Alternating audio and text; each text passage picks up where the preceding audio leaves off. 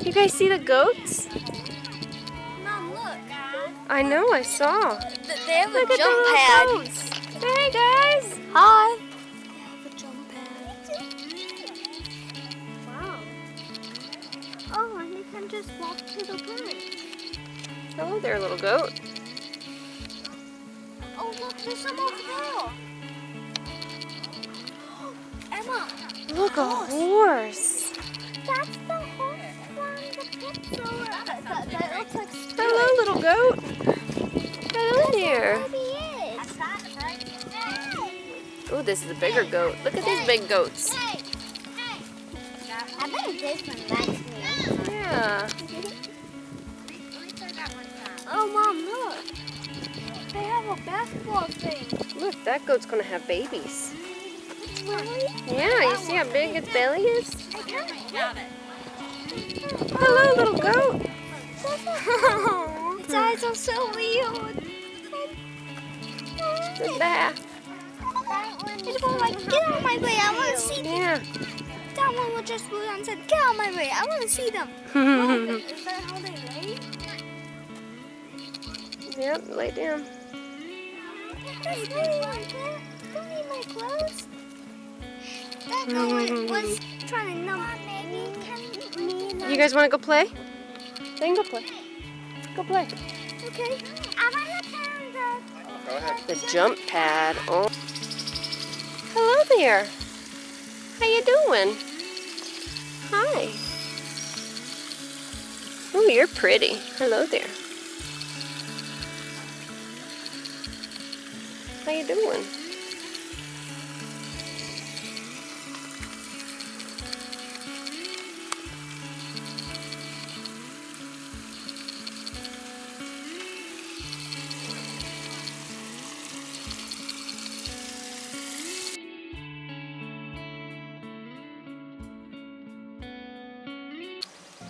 Hello again, welcome to Hollow Acres Homestead. My name is Stephanie. I am here with Marie Dorr at Dorr Farms in Gable, South Carolina. Thank you so much for meeting with me today, and I have a couple of questions to ask you. Okay. You're welcome. We have notes on paper. I had to write it down. The older you get, the worse it gets. I tell you, you have to write everything down. Okay, can you please tell me a little bit about your farm and your family and why you decided, or you guys chose the farming lifestyle? Alright, a little bit about the farm and the family. My husband and I started in 1991. Both of us had in-town jobs. I actually grew up on a farm. Growing up my whole entire childhood. As long as I could walk, I was up on the hog farm. My family actually did a little bit of our own produce with us. We didn't do grew up. My husband, he's what I call a city boy. He decided once we got married, he enjoyed the country. He used to hunt out here where we live now. So he was like, okay, this is where we want to make our home and everything. So we found quite back in the country.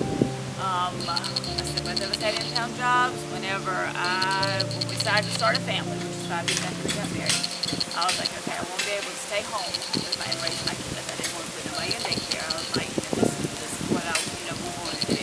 So we first started out with turkey houses. That was coming up. We actually raised turkeys in Carolina Pride up in New Dairy. And then about 3 years later, after that, I moved up to town as a manufacturer. So he was like, everybody's got to eat. So, and we've always grown a little small garden just for ourselves. So then we got a little bit bigger and bigger, and our Clemson guy found out about us. And because he was always coming out, helping us, and if us to buy something and all that good stuff. And he was like, hey, what about going to a large scale and let's sell them uptown? If we put in a market uptown, would you be able to sell? I was like, sure, we'll try it, try anything. And that's pretty well how we started out. We started out with maybe a quarter of an acre, and that sold out within a year, the first year, and it's like everybody was wanting more. So we've actually grown up to, our produce wise now is probably about 40, 50, we probably rotate about 45, 50 acres all year round. But we also do row cropping, which is about 250 acres also. But we've got 2 kids. Daughter she just graduated with marketing, accounting, and her business management. So actually pretty well does that type, Facebook, marketing, social media, the books, all that stuff. My son, he likes to play in the dirt as well as we do, so he's on the tractor. He'd rather drive a tractor than be inside. So, and then he helps tremendously. Need strong arms on the farm, huh? Absolutely. Yeah, strong arms, strong backs. Yeah. That's it. And be able to stand the lovely summer in South Carolina. Can you walk me through a typical week on your farm? Typically your ins and outs of your day-to-day? I can rephrase that if you need me to. Yeah, no, let's see. And it all depends on the season, I guess. Yeah. You know, that we're in, like strawberry season. I mean, we have a store. We've opened it up here too because we have a lot of new pickers coming through here. So we have to keep it open from 9 to 6. So therefore we're, you know, whatever's coming in, we go out there, we get it picked, we get it to the store, and I got an abundance of it. I'll call my grocery stores and say, hey, this is what I've got this week. Will it be there? You need it. Absolutely. So here I am picking, washing, and hauling, and getting that out and about and going. And like this week, we are actually planting beans. It's time to plant beans. So it's like, you know, we got the weed cut and turn around and put the fertilizer and the litter right behind it, and then back on the tractor with a planter. And as soon as they got done, then you're right behind it, spraying. So it's, you know, it's constantly, it's something totally different every week. Yeah. Every week. You got to piece the equipment down, then you stop and fix it, pick up, go again. Yep. Yep. Yep. So that's pretty well about it. I mean, we get up, we hop out of bed at 6:30, no, 6:30. We're up and going and we're outside at least by 7 because of the heat. Work early morning, school, inside sometimes during the daytime, and then at nighttime you got to go again. That's pretty much what I found too. I'll do my gardening and stuff in the mornings or after 4, whenever it's shaded enough for me to get outside. Yep. So it's not, I mean, it's not too bad. Yeah. We do take Sundays off. Strawberry season, we are open on Sunday just because strawberries don't stop and say, hey, wait, it's Sunday, let's not ripen today. So we do open up on Sunday. And also a lot of people are off on Sunday, so that gives them an opportunity to come out and get it. Yeah. So I'm currently planning to relocate my small suburban homestead to a good-sized amount of land, which in my intentions would be to turn that into farmland. After securing land, what should the next steps to building a farm acre by acre? All right, when you're looking for farmland, look at your soil type to start with. You know, try to find, you don't want nothing super duper sandy, and you don't want nothing clay. It's hard to grow in clay. Just notice that your soil is a lot of sand. We have a good bit of sand. We do have a couple areas out there that's more of the, I call it topsoil, it's more of your black dirt, which is really good. It's real rich in minerals and nutrient stuff. You've also got to consider your neighbors that are around you. If you're going to be using organic type fertilizer, which is more your, I guess, your litter at your houses or compost or anything like that. Sometimes it can get smelly and, you know, the neighbors want to complain whatever. So you just really, you know, factor in your land, where's that, the location. If you're going to sell from your place, you need to look at your surrounding areas. Hey, am I in a travelable area? Is it going to be easier for people to get to me? Or am I going to have to take my stuff out? You know, that's one thing we did not look at. Well, we never thought we'd be here. Yes. It just You know, grew when and we grew, first right? started. Yeah. Yeah, we never in a million years we thought we would end up like this and everything. So, like, the next steps would be farming would be like, you know, find your seed, find your, people that carry your plants, get with your seed companies. If we do order a good bit of seed out of Georgia. There is a huge plant place in Georgia that already starts your plugs and everything. You want good certified seed. If it's not, you're going to have a hard time with bugs. Your plants are going to not grow very good. You look into good certification. Okay, and do you buy your seeds and your supplies in bulk, or do you do it as you need it? I do mine as I need it. Yeah, because some things, like I said, some things I'll have the plants already ordered. I mean, they'll plant them and they ship them to me. Some of my seeds that you have to put into the ground yourself, then I pretty well just, you know, it all depends on what you plant. Right. And what you need. But yeah, that's the main thing. You need to, now, a business license. Now, I already have a business license. I think I just wiped dirt all over my face. I did. I I already have a business license for where I'm at, but where we're planning on moving is more toward Aiken. So I'm sure I would have Check to reapply with- and get a whole yep. new license and everything. Check with them. Now, if you're going strictly agricultural, you don't have to have a business license. Oh, You don't. okay. Yep. I was Yeah. told like anything, if you're growing something from seed or from plant and you plan on selling it at some point, that you would have to have some sort of business license. I know that every state and every place is different though. Yep. Check with the county. Yeah. Check with whoever. Sure. Check with whoever you with. If the city something, they're gonna license you and everything. Yeah. But technically, I'm growing, I'm buying it, I'm growing it, and I'm selling straight to the end consumer. I'm not processing anything of that. So yeah, I don't. There's no middleman. Considered as a middleman. Yeah. Yep. Considered agricultural. Okay. Yep. So just check with your county. Check with wherever you at. I will. I know what I have now is because we're in a suburban neighborhood, we're not allowed to have a farm stand or anything, so I have Yep. to leave my house to sell anything. Yep. Yep. Then you would have to have a business license to actually transport. Well, no, I'll have to have this place going up city or something. The farmer's market. Farmer's market. Yeah. We don't need a permit to go to the farmer's market. Every county is different, but here, Sumter County, they do not require that you have to have a business license. Yep. I would say animals need to be met. I would say it's probably ugly, but animals that something that you can turn around and benefit from. Your meat animals. Your meat animals. Goats, I mean, you got goats, cows, pigs, any of that stuff. And actually pigs and goats come in real handy when you have produce that goes bad. Just toss it to them. Just toss it to them. They'll eat it. As they say, they'll eat it. And it ain't gonna hurt a thing. Nope. And out they go. Farm planning, you just have to know your seasons. Yeah. Yep, know your season. Like right now, we're already planting for the fall. You got to know how long, like our sweet potatoes. So this is June. We'll actually start harvesting sweet potatoes in September. So you kind of need to know the gestation period of how long is it going to take from that seed to grow till time for me to pick it and be ready. Yeah. So you just say it doesn't matter how you plan it. You're planning your dates. Yep, plan it and watch the weather.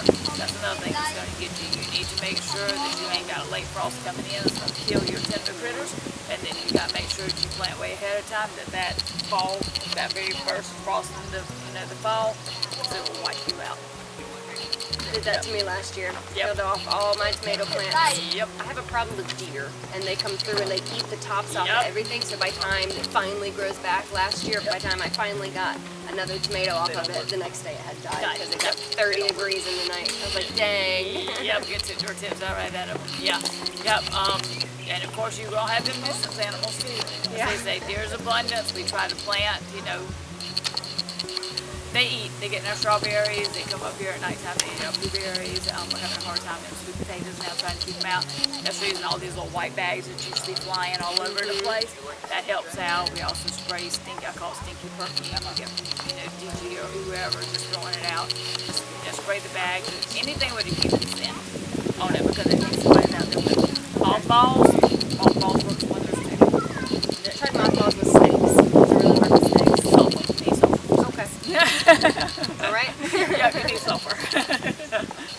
What do you grow or raise on your farm that other farmers in the area aren't growing or raising? Or do We pretty well grow a little bit of everything. And the reason I say that because there really isn't hardly any other farmers around us in this area. So it's pretty well, I try, whatever my customers ask me for is what I try to grow. Okay. Yeah, whatever. I mean, I'm not going to get like one person that wants, I don't know, what's something crazy. Purple pepper. Yeah, I'm not going to plant just that purple pepper just for that one person. It's whatever the majority of people want. And that's what you plant. See, I made that mistake. I did that. I had a couple people ask me for one thing, so I'm like, oh, I'll plant a lot of them. And now I have 200 Roman tomato plants. Yep, you do. Yeah, whatever the kind, and we do on our social media page. Hey, what would you like to see at the farm? What type of produce do you want? And we'll take the majority of that, and that's what we do. Yep. Ask the customer. Market research.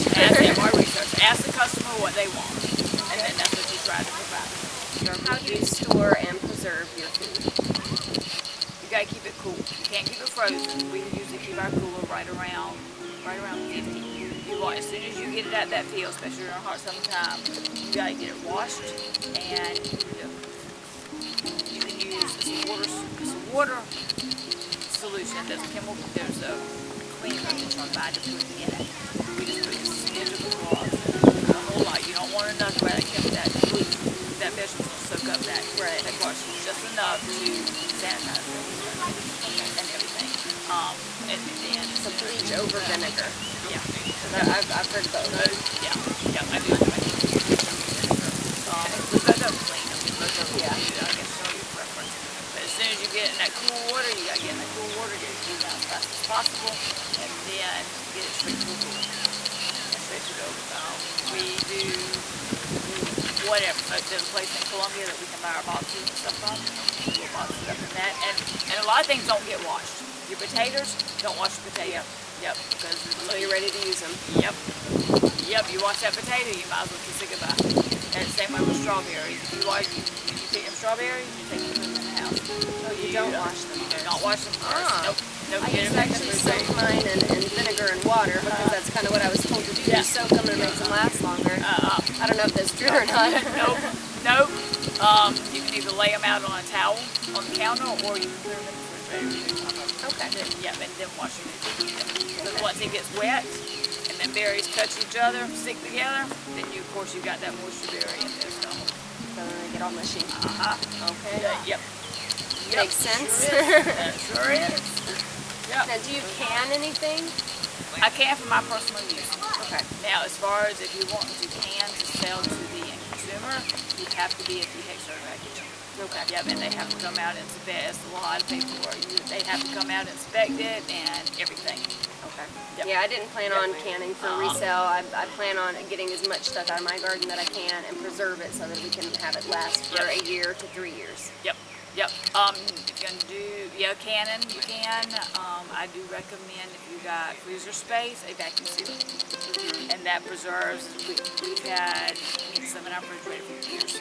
Okay. Yeah, back in those days, get air to it, take it out, it's just fresh. Awesome. Yep. And if you had do you have any advice for gardeners or people looking to expand their land or grow on their land or become some sort of farm or have some sort of food stability? If you had any advice for that, what would it be? I would say figure out what you're going to eat. What will you eat? And I would start out small. We start out small just enough for us. And then if you see, and you can always give stuff, if you want to can it yourself, you can always give it as a gift to somebody and see how they react to certain things. And then, hey, they might suggest, hey, why don't you just grow a little extra with me next year? And then you start out small. Don't ever start big. Start with once you get in too way over your head, and then you financially cannot afford it. So start out small, grow your way up. Definitely have a water system now. Just because it's so hot, if you ain't got water, you might push your plants about goodbye. As they say, each year gets less and less rain, Mother Nature, so you've got to have something to move everything with. I have been looking into a rain collection system, basically running off of the roof into gutters, or my plans for the new house is to build a high tunnel, and in that high tunnel, I'm going to have the water run into the barrels. Yeah. In my mind, that seems like it's going to work. Yeah, I haven't really put it Together. so I don't know. Make sure you have a regular well, city water. I'm going to tell you something that's going to run you sky high. Oh, plus I know it. Chlorine and everything, and you do not want that at all. My water bill jumped up. It was $150 in the last month. I was like, I did not realize I was watering that much. Yep. You need a well. Yeah. You need a well. Check with your USDA office, your FSA office. A lot of times there's grants and stuff out there for beginning farmers. And they can help you out a lot. Okay. And so check them two offices out. Cool. Well, thank you very much for answering my You're welcome. questions. You're And I know welcome. that you have the turkeys, and I know that you have to do the gas. Is that a gas? Exactly. Would I be allowed to walk over there and walk in there, or did you want somebody to go in? Biosecurity, they will not let me, the contract that we have with Prestige, they will not let anybody on the property over there. I have to stay within 100 feet as far as personal, regular people. We have to stay in within 100 feet of those houses. So they raise the turkeys here, not you. But we do. They'll supply me with the turkey. I supply the barn. Okay. I supply the manpower. They supply me with the bird, and they also supply me with feed. After that, it's up to me, and I get paid by how many actually lives at the end of my flock. Okay. Yep. But as far as like biosecurity, turkeys are a whole lot different than chickens. We're not allowed to have any of us have a fowl on this property as long as I have a contract with them. Okay. Yep. And the reason is that because they carry diseases. Not my amp, the other amps carry diseases, and it wouldn't take but just a second for a disease to get in the house and them wiping out. Yeah. Yep, and then that company is like, okay, I needed that meat further down the road, and now I don't have it. So that Smells like a lawsuit. It is. Yep, it sure is. Yeah, so that's why we can't let anybody in there or up there either. Yep. Well, that's okay. There you go. Take a picture of them. Here they are. Yep, I got the long shot. Yeah, here's the long shot. Yep, but as far as the garden, I don't. Okay, there you go. Didn't walk all the way down, but It's a little walk down that way. Yep. Just don't go past. Well, I don't know how far you walk down where the little grapes with the. Yeah, I didn't red go truck over in there. I stayed in the garden. Yeah. I assumed the garden was okay. I Yeah. didn't want to get in a space where I wasn't allowed. Yeah. Always ask Yeah, permission when go to somebody else's farm. There you go. Yeah, it's a lot of work. I'm gonna tell you something. It's not for wimps, I promise you. Yeah. I mean, they say you got to be physically and mentally able to deal with everything. I mean, everything down to the customer, down to the guy supplying you with the plants. Hey, I ain't got plants this week, or people keep putting you off. I mean, there's a lot. And the one big thing that we've had issues with this year, when the corona hit, you probably heard the stories of the farmers down in Florida having to plow everything up. Well, now that is really affecting us because seed and everything that should have been harvested then was not. It was disc up. So now we're having a hard time finding seed to plant this year's crop. There's been a seed shortage since probably this time last year. I ordered bulk, like too many seeds. I went a little crazy with it, I will say that, back in November, but also in the off season, the seed prices are much cheaper. Yep. So it was financially, it was a good option to buy as much as I did. Yeah. And now I've got a bunch extra to hold me over. That's it. Yep. And always put them in the freezer. If you got seed left over, put them in the freezer. See, I heard that about lavender and a couple of others, but I didn't realize you do that for all of them. I keep mine in a dark place in a basket. In a basket, yep. Put them in the fridge. It kind of, the germination goes down if they stay out. Okay. Thank you. Yep. Definitely put them in the refrigerator. Stand up. So if you can find bulk, say if you can find bulk, it's a whole lot cheaper in bulk than it is individual bulk packets. About seed here, about seed there. That's good. All right, well, Yep. we asked Marie some questions today. I am going to link her information to all of her social medias down in the description. Is there anything else you wanted to say? I think that's it. Okay, well, have a good day. Thanks so much. We're going back to work. Going back to the field.